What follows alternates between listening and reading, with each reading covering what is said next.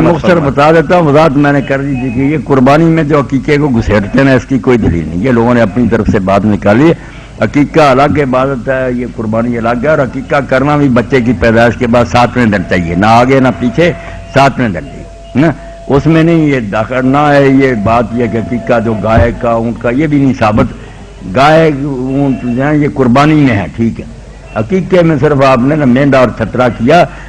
بکرا وہاں نہیں یہ جانور بیان کیے۔ اب جن لوگوں نے کہا کہ اونٹ اور گائے بھی عقیقے میں کر لو، وہ پھنس گئے کہ کیا کریں، قیاس شروع ہو گیا کہ 2 گائے کریں ایک بچے کی طرف سے، 2 اونٹ کریں، یا ایک گائے اور اونٹ میں 7 سے ملا دیں، یہ ساری ہے قیاس آرائی اپنی طرف سے، جب سنت میں ذکر ہی نہیں تھا،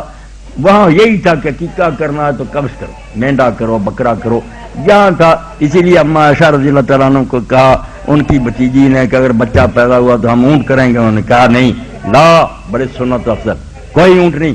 جو حضور نے بتایا وہ ہوگا، 2 بکرے ہوں گے بس۔ اس لیے بھائی عقیقہ وغیرہ جو الگ رکھیں اور 7ویں دن ہی کریں، اور کریں بھی بکرے یا چھترے کا اور جانور نہیں۔